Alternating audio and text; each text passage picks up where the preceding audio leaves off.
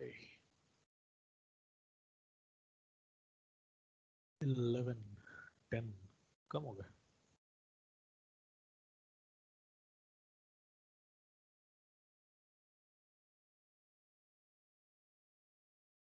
Okay, we'll wait 1-2 more minutes. शुरू करते हैं साथ में.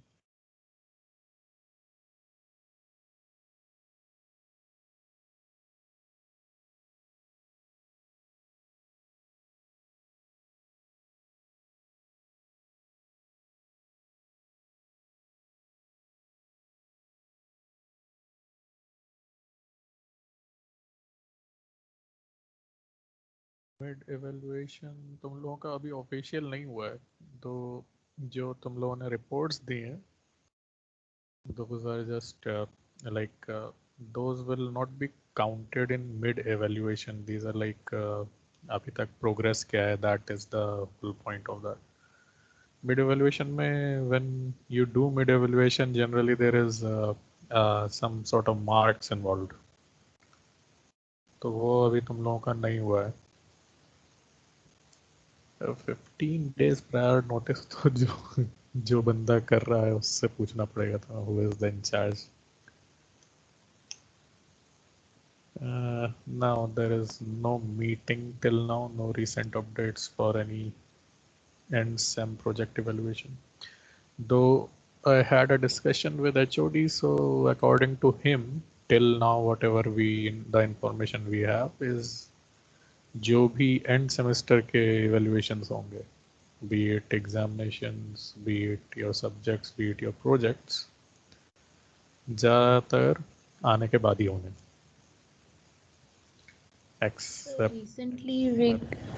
recently we got a Google form जिसमें लिखा था कि it had a few questions that when you want to come back, what are the reasons that you want to come back, etc. So तो उसका क्या मतलब, is it like they are planning to call the students back who really want to come back, or maybe मेरे को तो नहीं आया वो, but um, there was a talk in recent times that voluntarily whoever wants they can, but again उसके आगे क्या, maybe they are taking your feedback on how many students are need to come back and all.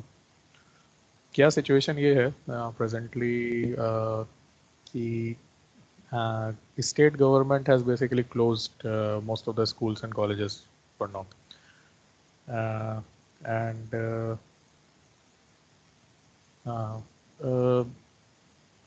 the problem is that most of the as Nitesh is saying, final year students as well as those who have projects that have to be done in lab and all, जो भी ये सब यहाँ रहने वाला काम है, those are suffering. तो डिसीजन इनिशियल बहुत पहले ये हुआ था कि स्पेशली फॉर PhDs और प्रोजेक्ट स्टाफ्स उन लोगों को पहले बुलाया जाए. ठीक है, तो 2 फेजेस में वो हो चुका है. तीसरा फेज़ का भी बात हो रहा था. नेक्स्ट फेज़ ये था कि मास्टर्स एंड बैचलर्स तुम लोगों को सबको एक एक करके फेज़ वाइज बुलाया जाए. हाउएवर रीसेंट टाइम्स में उसके ऊपर कोई डिस्कशन नहीं हुआ था. सो मोस्ट प्रोबेबली अगर तुम लोगों के पास अभी आ रहा है कुछ, तो उसी के लिए सर्वे या एटलीस्ट इंफॉर्मेशन गैदरिंग होगा. तो आई ऑल्सो एग्री, अगर आ सकते हैं and people can come, they should, but again health is first, so कोई ऐसी जल्दबाजी करने की ज़रूरत नहीं है unless and until it's stopping things. तो especially those who have projects जिनके यहाँ पे evaluations होने, sorry जिनके यहाँ पे experiments होने हैं, और जिन final year and many things will be there, that is also true. तो उन लोगों के लिए खासकर है कि एटलीस्ट पॉसिबिलिटी है तो they can arrange for coming. But again अभी तक कोई फाइनल डिसीजन नहीं हुआ है, सो कांट कमेंट स्पेसिफिकली क्या हो रहा है. Maybe they are taking your opinions right now. तो उसमें यही है ना कि पूछा गया है कि आना चाहते हैं और क्या रीज़न है आने का, ऐसा कुछ. they are giving you like you have to come, or what is that?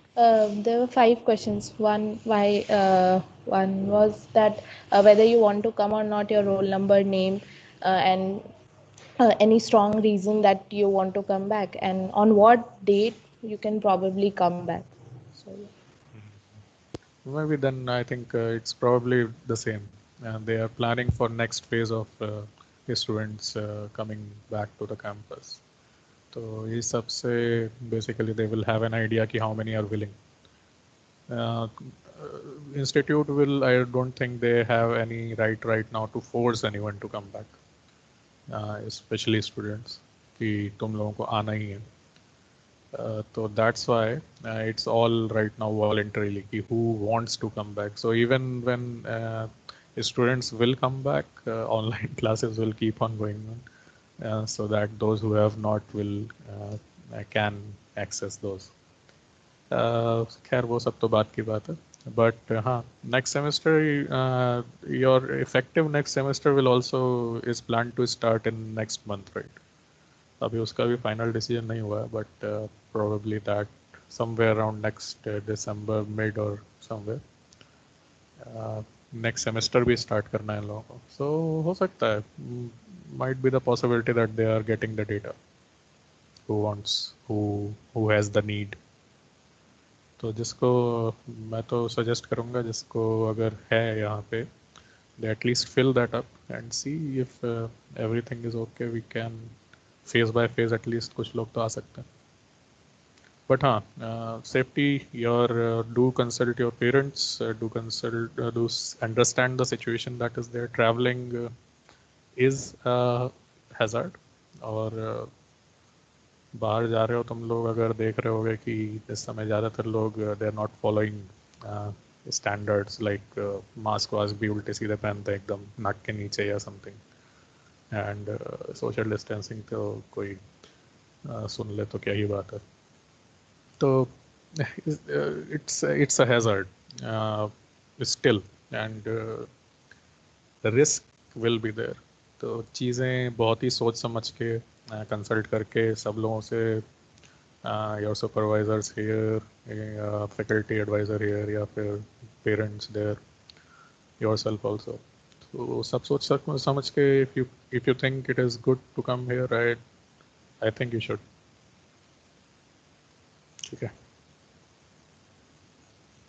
और कुछ आया? Any other information that came regarding this?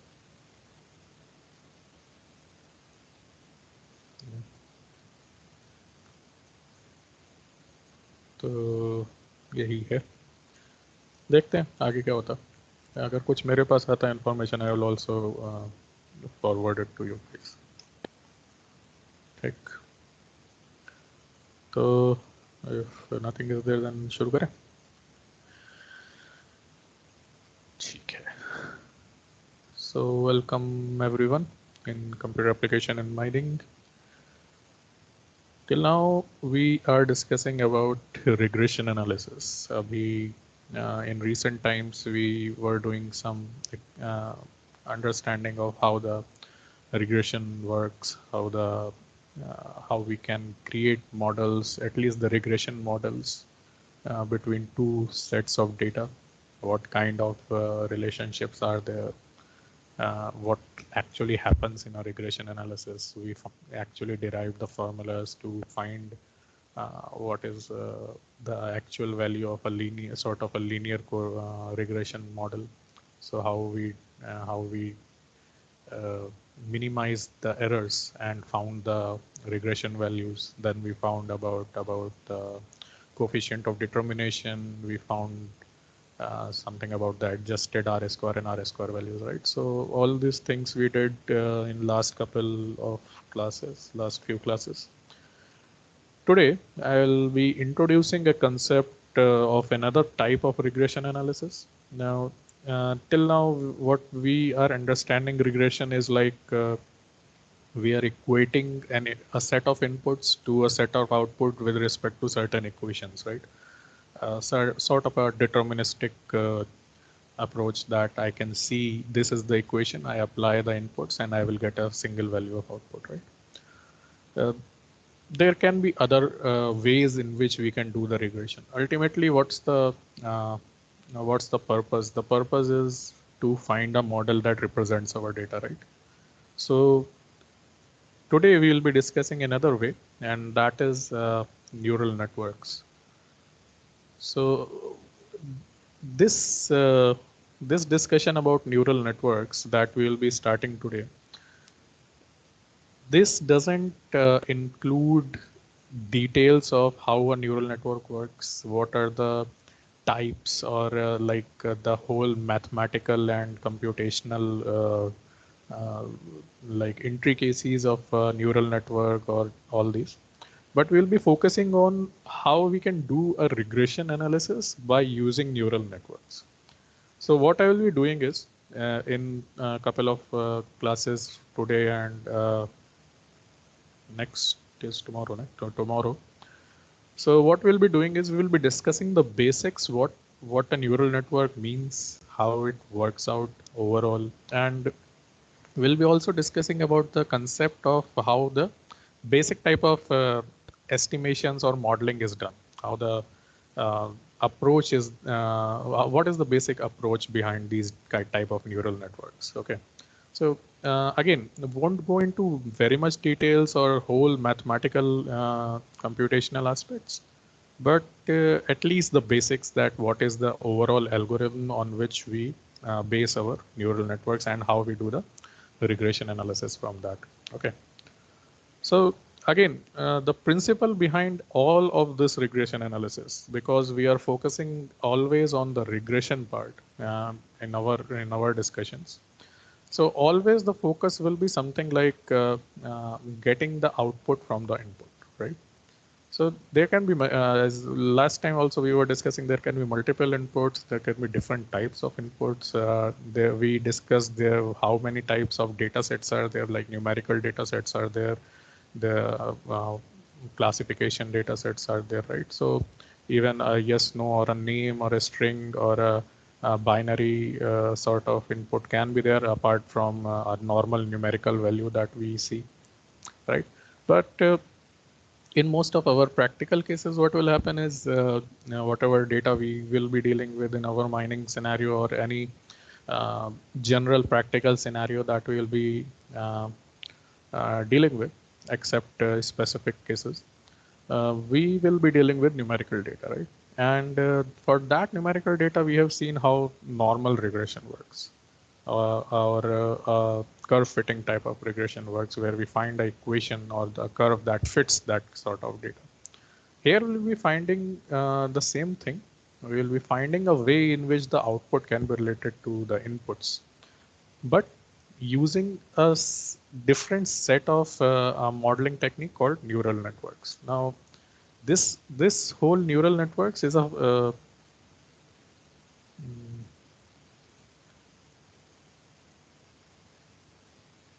with classification using cases. Which one? What do you mean, Chindan?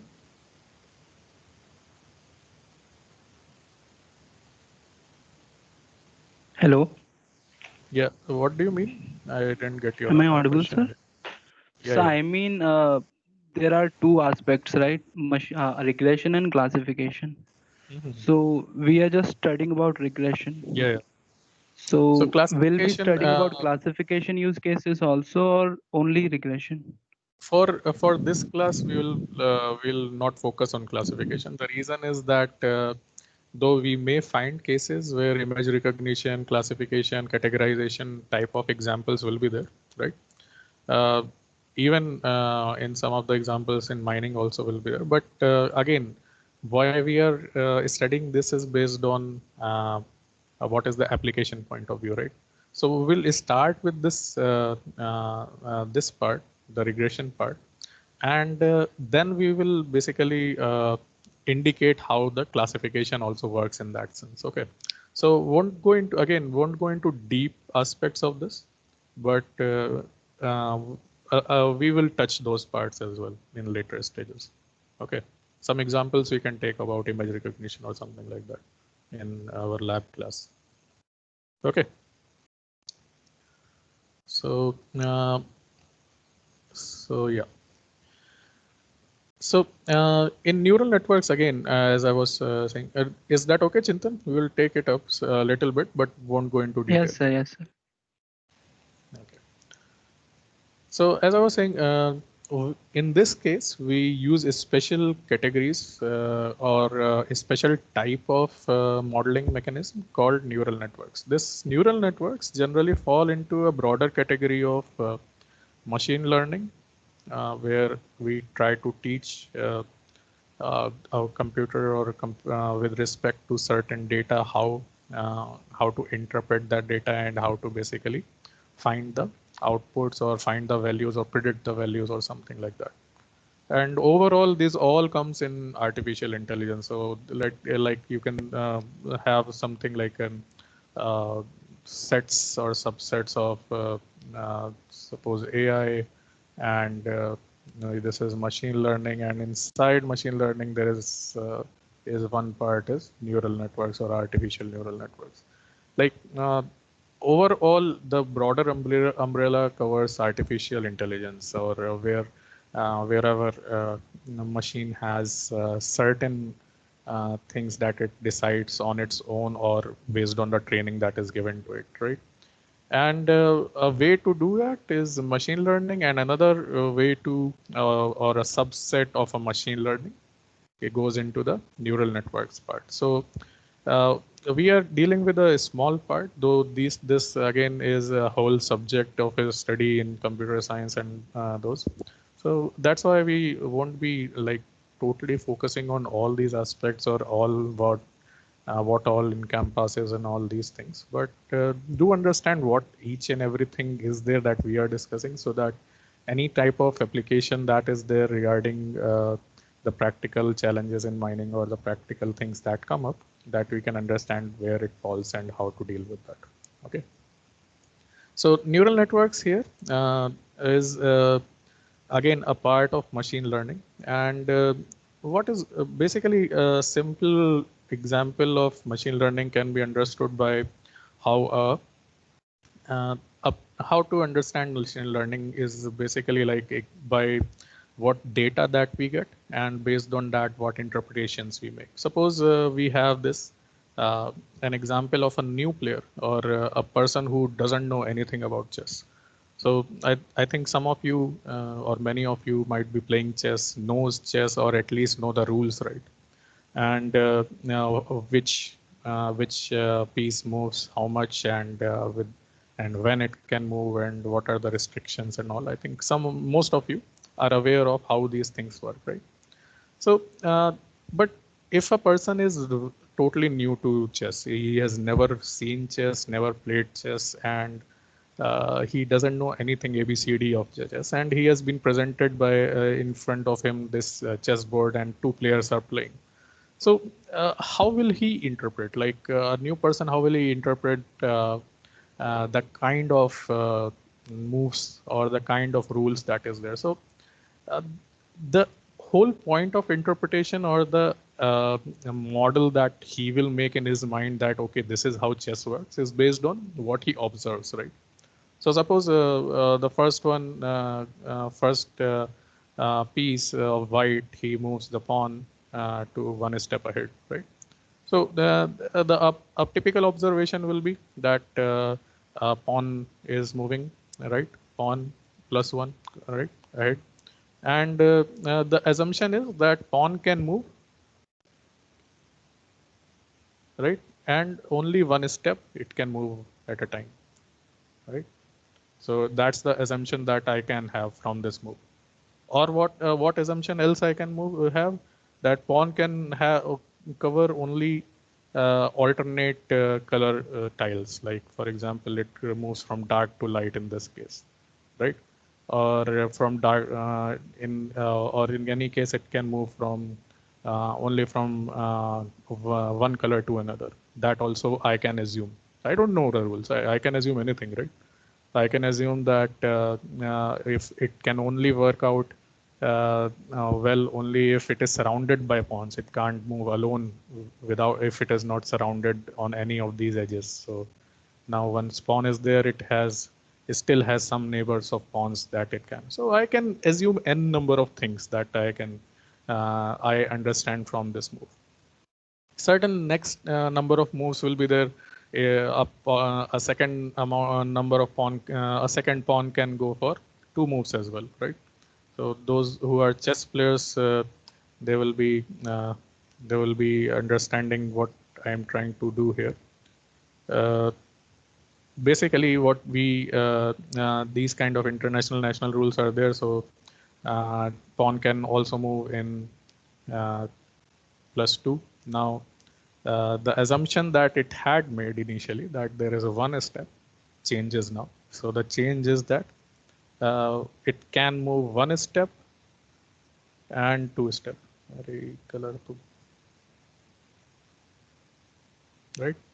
So the assumptions keep on changing. Similarly, what is happening? Just a second. So in each step that the players will take, the assumptions will keep on changing. So as soon as the assumptions based on whatever changes it has taken, the new assumptions will be there. Now it knows that pawn can move at least either 1 step or 2 step, right? The rules of the chess says that first move of the pawn can have 2, but next moves cannot, right? So further play can play where pawn is moving. The observer can understand, okay, that okay, pawn can move only once 2 steps, and otherwise it can move only once. Now, if it has another situation comes where it takes on the next pawn. So again, assumptions keeps on changing. So similarly, each and every assumption that we are making based on the observations that we are there, next observation will have certain change that will update our assumption. So what is happening ultimately? We are having an observation, right? That is leading to an assumption, correct? And based on the observation, there is also a change that is induced, correct? And that is updating our assumption, right? And this cycle also keeps on going. So after assumption, there is a next observation, there is a change, then there is an assumption, there is a next observation, change. And this is basically what is the concept of training. So basically what we are doing is learning or training into, in this case, the rules of chess. Though obviously, if you make a person sit and learn this chess just by observing and not giving him a rule sheet or something, it won't be like 100% he or she will understand, right? So there may be cases which are not observed, like for example castling. If you know, it basically exchange the places between the king and a hathi rook. Okay, so king and a rook, if they exchange places, this is called castling. Now generally this can't happen in regular places where king can move only 1 step, right? But in one case, at least in one place where if pieces are not there, there will be a castling. Now this can happen and cannot happen. So every aspect of that model won't be 100% understood by every aspect of the situation won't be 100% understood by that model, right? So similarly, in machine learning, or what we are going to talk about in neural networks as well, what happens is, based on what we observe, we make the model as close to possible as per the observation. Next set of observation basically updates those assumptions. Again, as much data that we see, so if this person is sitting and watching these two players playing for a long amount of time, a number of matches, he will get a better understanding of the rules that he is seeing, right? But again, it's not 100% sure that he will know exactly what the rules are unless he is given the rule sheet or given the all written as instructions that okay, these are the things that are happening. So same thing is happening in our case as well. Like if we are given certain equation, suppose that output suppose O equals to A1 into I1 plus input 1 and A2 into I2. If that is the governing equation that from where it has obtained this output, our all of our regression models, be it machine learning, be it of any other kind, will have the accuracy of A1 and A2 only as close as the data that we give it, right? So if we have like 15 or 20 sets of data, it will try to match as much as possible to this the governing equations or the governing rules and regulations that are there, right? Similarly, for any machine learning purpose as well, the model that it will make, the machine will make, or our program will make, will be as close to the output or the governing equations as possible, based on how much and to what extent uh, the data is available to us. So more accuracy increases with more amount of data. Again, it won't be 100% accurate unless and until we know the governing equation, correct? So that's the whole point or the fundamental behind the machine learning kind of situation that we will be dealing with.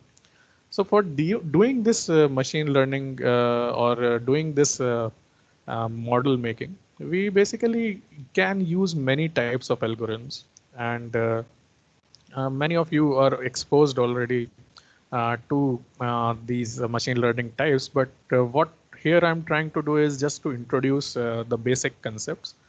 So one of those algorithms, even though there are many ways in which a machine can be taught to correlate these inputs or to find an output, one way to do it is by using neural networks. Now, what are neural networks?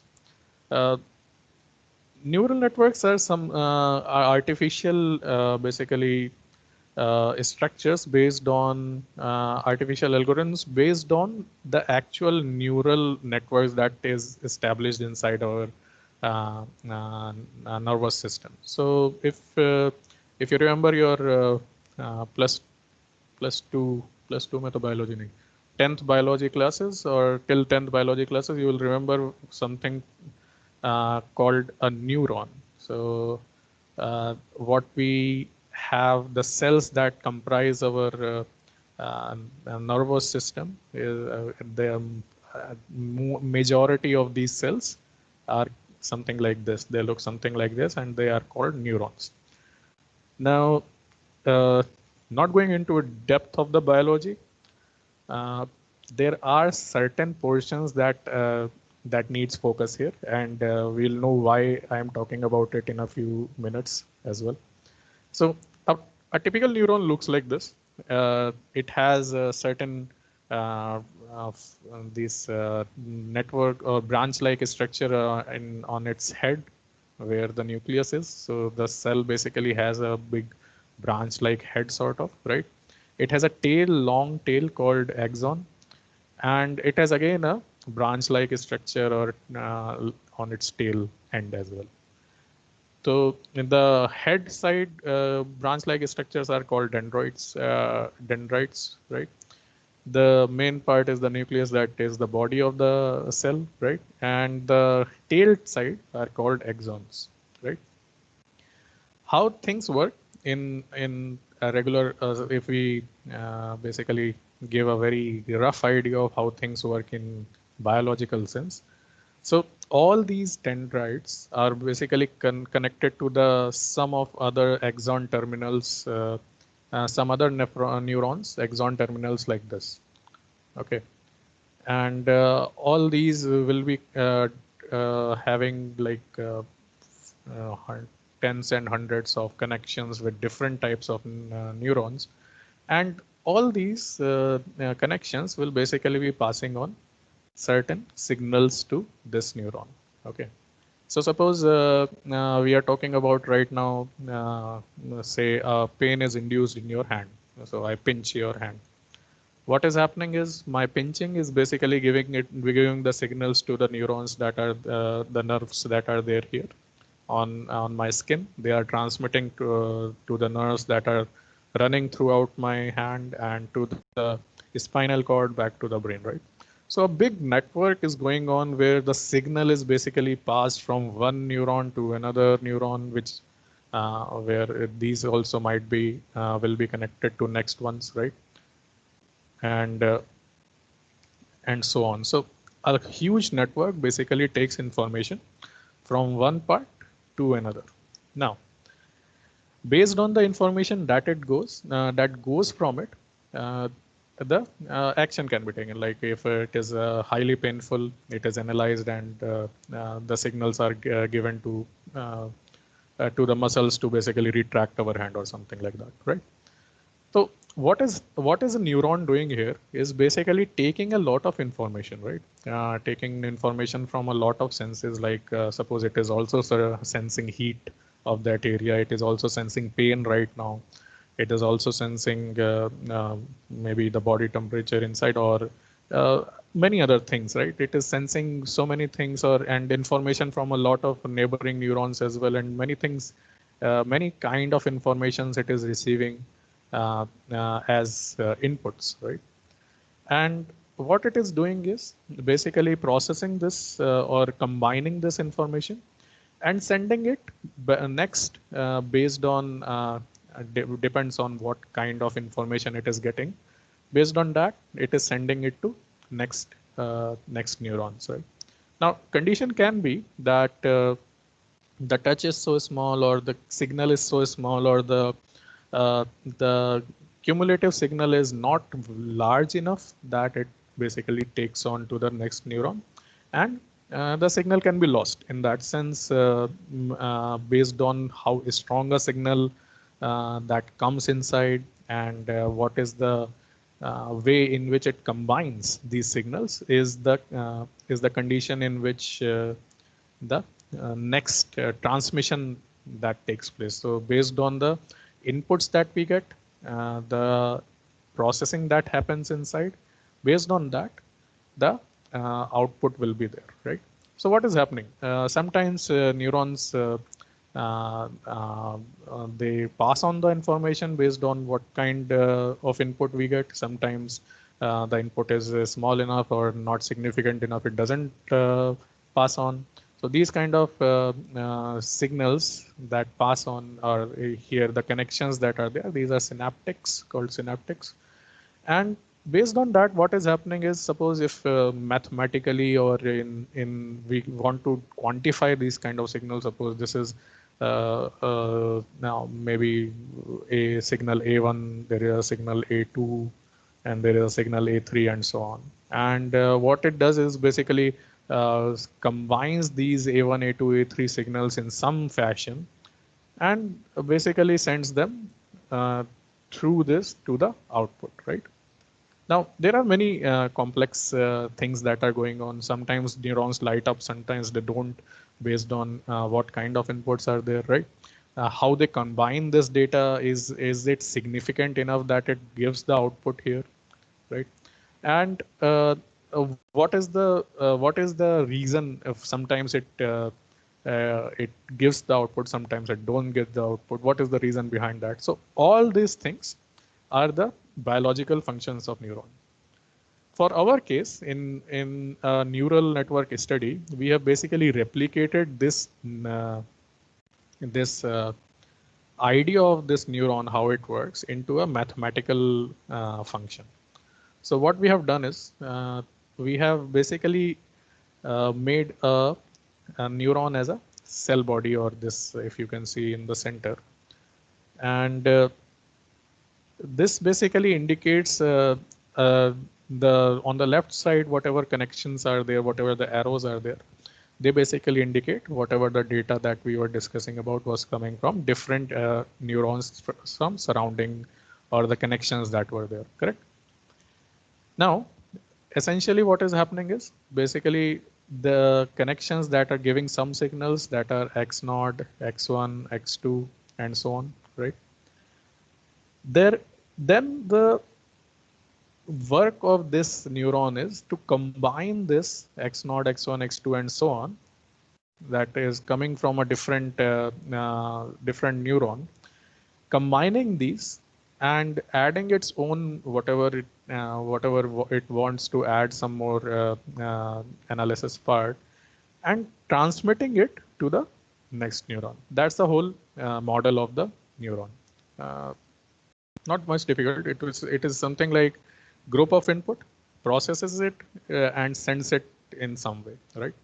So the model base is basically based on neural design that is there. What it does is the basic functioning or the basic idea of the neuron is this one. So suppose different neurons give different inputs like X naught, X1, X2, X3 up to Xn, right? And the combination of these inputs are basically multiplied by certain weights. So these weights can be higher weights like more than one, less than one, if we want to reduce the amount of input that is there. Okay. So the proportion in which that input is received based on, actually in biological sense, there are chemicals that dictate the passage of this this signal. So when the signal passes, there are certain chemicals that decide how much of that signal passes through. So basically that's what is replicated by these weightages. Okay. So when the combined signal that will be there is the combination of the original signal that comes from a previous neuron and multiplication of it with the weight of it, or the weightage that is given to that. So the combined signal goes into this form, that is a summation of Wi and Xi, right? Now the output of this will whether the signal is passed on and to what extent is it passed on is based on a certain function, like how much strong is this whole value, right? And many types of functions can be assumed that convert the summation value to the output value. But generally, it's something like enclosed in a space of 0 and 1, where 0 is like no passing, total no data is passed, and 1 is like all the data is passed, something like that. Okay. So what the neuron is doing is basically converting this combined data or the combined inputs that it is getting from all the places and converting it into a value between 0 and 1. How it is doing that? It is basically using certain function, and these kind of functions are can be either sigmoidal. Sigmoidal functions are like 0 and moves to 1 after some time, right? So near +1, -1, these are below 1 or below larger values are attributed to 1, and lower values are attributed to 0. So there can be this kind of model can be there, or there can be a model where we decide that okay, till 10 it is 0, after 10 it is 1. So this kind of model can also be there. So this kind of function we can use, and or we can just give the positive values, the greater than 0 function, that okay, if it is less than 0 it is 0, it is greater than 0 it is 1, something like that. So positive numbers only. So many types of functions can be given based on what is the kind of neuron that we are working with, or what is the kind of model we are working with. But ultimately what happens is we are converting all this data that we are obtaining, the summation of that, into a value between 0 and 1. Okay.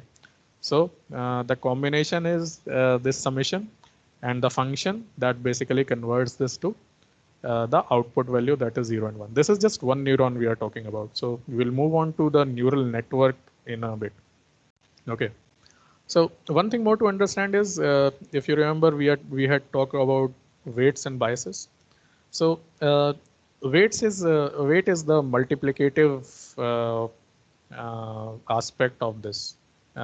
So all the inputs that are there, whatever we multiply, the multiplicative fraction or the multiplicative factor that is there, that is the weight, the weightage factor, right? So W1, X1, W2, X2, and so on. If we want to basically convert at suppose higher values of this function to 1 and lower values of function to 0, or we want to basically move this function to a certain extent. Suppose if we have this uh, activation function that it is called. So activation function basically decides when it will be active and not. So if ideally it will be something on centered around the y-axis, right? If we have this criteria that okay, we don't want to center it on the y-axis, we have a certain bias in our function, so we wanted to start with here, something like that, or we have certain bias that okay, it has to be negative or the opposite, or we have to have certain other combinations of situation. So we can add certain values to our this calculation function, and that value, basically the additional part that you are seeing here, is called bias. Too much complicated? So let me simplify it a bit.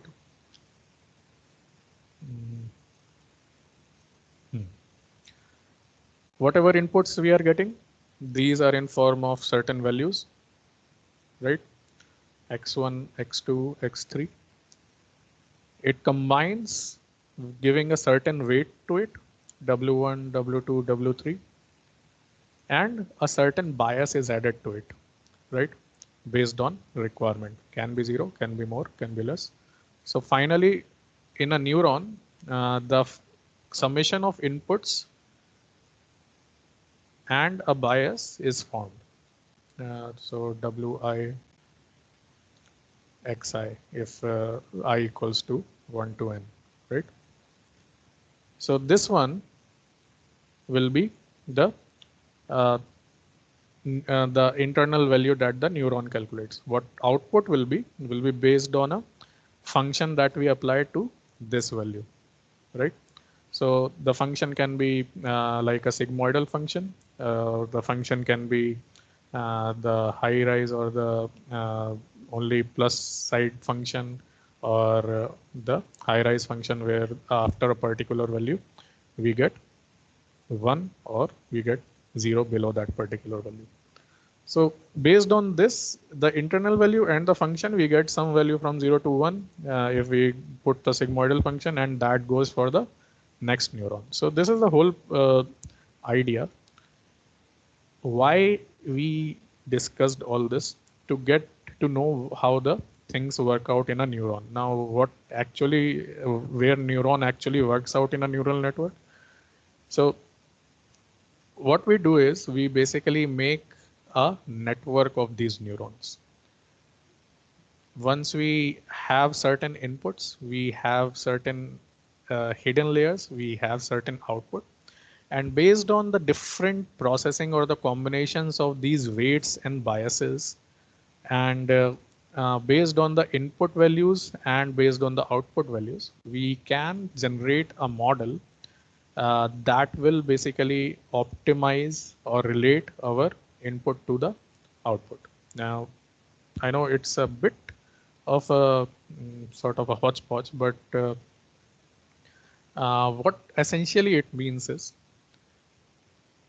again, similar to what that black box concept. If we have these two inputs, right, and we have a processing box where these inputs go in, we get a certain output, right? And this black box here is represented by this kind of network. Now for this example, they have just three nodes here, or three neurons here, where you are seeing two inputs are coming to each and one output is going to each, right? Another neuron is here that will give a final output.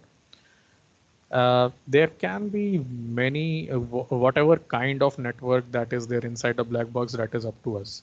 So it can be like we have two inputs and 10 uh, like so many layers of middle layers can be there, and each of uh, them will have this kind of connections from both of them, right? So each neuron, what they will do is they will basically have certain weights and certain bias, right? The weight will be coming from the previous one and bias will be on there. So W and B will be for each of them. SAE we can have more layers, and each of these will be the initial connections for those, right? ऐसा करके. And all this can lead to basically a final output that we want, right? So why we, the whole point is why we are doing this. This is इतना network बनाना, इतना ये सब करने का क्या purpose है? The point is that try to understand it as a set of suppose black box जैसे यहाँ पे था, but now a black box has certain amount of knobs. Suppose यहाँ पे इतने सारे knob है, like we have in our transistors or something like that, right? And based on whatever knob you adjust its value, certain like from 0 to 1, 1 to 2, or whatever, uh, the whatever input you are getting, the output will be changed by adjusting those knobs. Okay, so all these knobs basically represents the weights and biases that we were discussing just now in neurons. Okay, so because each of the output from a neuron is based on these weights, W1, W2, W3, and so on, and biases, right? B1, B2, B3. All these can be considered as these knobs that can be rotated to get a particular band. Okay, so at a particular instant or a particular point of time, with a particular set of adjustments of these W1s, W2s, W3s, and so on, you will get a value that is much closer or very close to what you have as a target. So we, for the starting point, we know what are the inputs and what are the outputs, right? So we basically, the whole point of this exercise is to find this fine-tuned uh, uh, adjustment box. Okay, and all the combination of these W1, W2, W3 knobs will be our model that will be finally giving as okay. So if we have these value of W1, this value of W2, this value of W3, and so on, our inputs, whatever we are giving, will have that particular output that we have. Now, how to find these, the perfect values of these W1, W2, W3, so that whatever inputs we give here, the particular set of output only we get. That is the whole story of training of neural network, or how we train it, how we try to adjust its values, or how we update the values of W1, W2, and the weights and the biases and so on, so that it finally tunes it up to get the particular output. ठीक है? तो आज मैं एक काम करता हूँ, आज मैं बहुत ज़्यादा आगे नहीं बढ़ता हूँ इसमें. We'll take it tomorrow ahead कि what are the algorithms. The whole point to understand right now is we are basically making a box that has so many dials of variables, and we give our inputs, we adjust these dials to certain combinations, and we get our output. The whole point of making this neural network is to find the perfect adjustment of these dials. Okay, so just to keep this understanding simple, क्यों इतने सारे हमने variables ले लिए, क्यों इतने सारे dials बना दिए? वो हम पिछली बार तो regression we saw in regression we just took two like in linear regression we just took two B naught plus B one, उसमें भी आ रहा था. And we could have used similar, like maybe 2 नहीं तो 4 ले लेते, we could have done that. The whole point is it's not that easy when the complexity of the situation increases. यहाँ पे we are seeing 2 inputs and those are numerical inputs that are giving numerical values. अभी Chintan, as Chintan was mentioning, it's not just limited to numerical ways. Suppose a situation is that that I want to make a image recognition. तो उसमें क्या करना है कि whenever my truck or my dumper passes through the dispatch point, it detects, okay, this dumper passed or this a dumper has passed. तो क्या हो रहा है? Like if I am taking a photograph from top, basically it has to detect कि dumper ही pass हो रहा है, right? So the machine or the computer has to understand कि ये dumper गया. It can also detect a car. It can also detect a person moving from below. It can detect any other vehicle or any other thing, or even empty situations can be there. But it has to detect that vehicle and find out, okay, ये vehicle था, I recognized it and I count it as gone. तो उस situation में क्या होगा? I will give the computer like 100 photographs that will show either a dumper that is standing there or something else that is standing there, and I will tell the computer that okay, ये वाली photo में dumper है, ये वाली में नहीं है, ये वाली फोटो में डंपर है, ये वाली में नहीं है. Now I don't know अंदर क्या हो रहा है. I don't want to understand कि वो क्या देख रहा है, कि वो उसमें बाउंड्री बनाया कि if it looks like a rectangular yellow colored vehicle or black colored vehicle because कोयला है. And if that shape is there, then only it will decide that it is a dumper. I don't care. I just feed the photographs and I just give the desired output. Okay. What happens inside will be dictated by these kind of different adjustments that the model will do.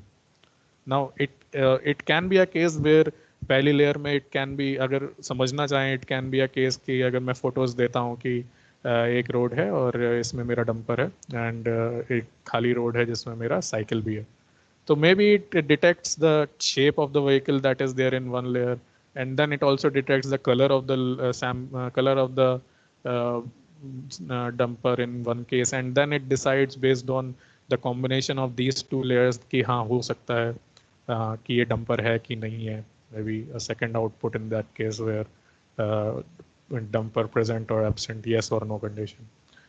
So that also can happen. But the point is that not going into what is happening inside, I have made a model and I can train a model that based on certain adjustments, it can sort of be trained to understand कि okay, ये type की photos में या ये type की situation में this kind of output is there, और इस फोटो में देख रहा हूँ मैं कि डंपर जा रहा है तो डंपर है. So ऐसी भी situations आ सकती हैं. So similarly for our regression model, it is actually not doing the calculation or the equation fitting or the curve fitting that is going on inside. It is basically trying to basically crunch up this whatever input we are giving into a certain formula and certain adjustments, multiplication, addition, and functions that tries to match the target that we are giving to it. Okay, so अभी कुछ examples लेंगे and then we will try to understand and do it in MATLAB as well. तो समझ में आएगा कि हो क्या रहा है and why ultimately we use and what's the advantage of these neural networks. But ultimately, the concept is this, that We give the inputs, adjust so many variables that are there by certain training algorithms, and find out the optimum output that is there. Okay, irrespective of अंदर क्या हो रहा है for now. Understood a little bit? किसी को कोई questions for now?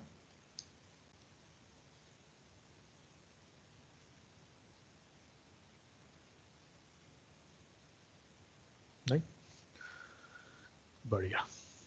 तो आज के लिए मैं रोकता हूँ यहाँ पे. I will stop here, not go in details further.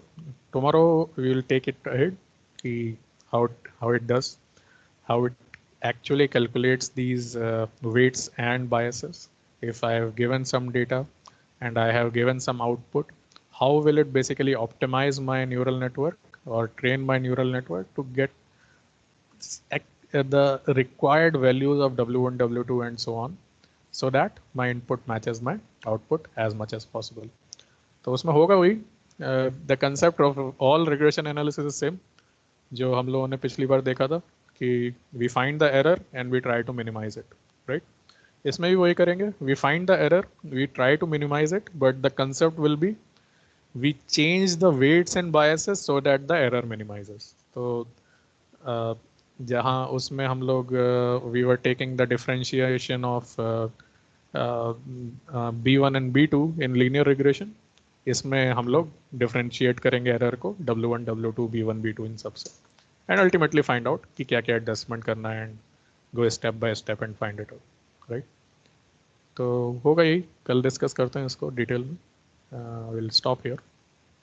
Okay. Thank you.